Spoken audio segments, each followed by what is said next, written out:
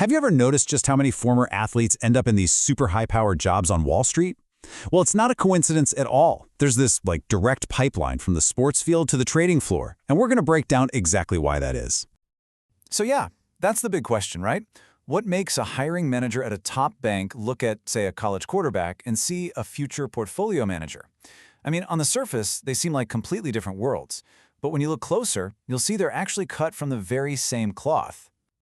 You know, the easy answer you always hear is, oh, they have a competitive spirit. And look, that's definitely part of it, but that's really just scratching the surface. The real connection here goes so much deeper. It's about a very specific set of skills that are literally forged in the fire of elite sports. Okay, so let's get right into the heart of it. There are 4 key skills, developed out of pure necessity on the field or the court, that just so happen to be the exact toolkit you need to make it big on Wall Street. First up, we're talking about extreme discipline and the ability to perform under insane pressure. The same grit it takes to drag yourself out of bed for those 5 a.m. workouts, that's the exact same grit it takes to survive the brutal marathon hours in finance.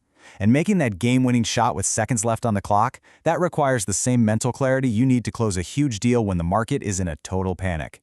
It's all about finding that calm in the chaos.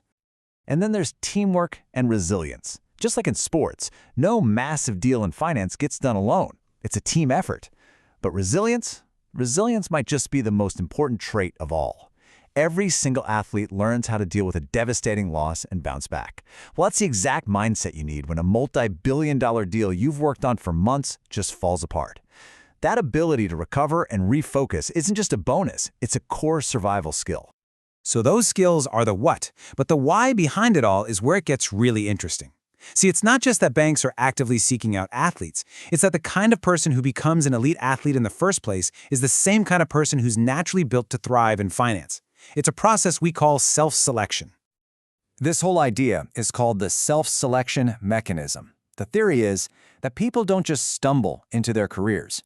We are naturally, almost magnetically, pulled toward environments that reward our deepest, most inherent drives. It's not an accident. It's more like a natural filtering process. And here's where it all clicks. Elite sports and high finance are built on the exact same foundation. Both are incredibly intense. Both are pure meritocracies.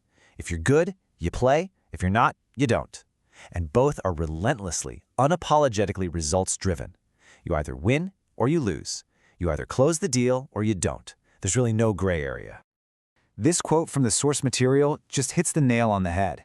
For this very specific type of person, the challenge is the reward. They're drawn to these high-pressure, competitive fields because the work itself, the grind, the competition, the chase, is what they find intrinsically rewarding. They're simply wired to find satisfaction in the very things that would make most people just burn out. All right, let's bring it all home. We've gone through the skills, we've talked about the psychology behind this whole athlete-to-banker pipeline. So, as we get to the final whistle on this explainer, what are the biggest takeaways from this playbook? So, the athlete's edge, it isn't just one thing. It's a really powerful combination, an insane work ethic, that clarity in high-stakes moments, an innate understanding of teamwork, and of course, that crucial skill of resilience, the ability to take a hit, shake it off, and get right back in the game. So the next time you see a former star athlete on a trading floor, you'll know it's not really about their fame. It's about having a fundamentally aligned mindset. And that leaves us with one final thought.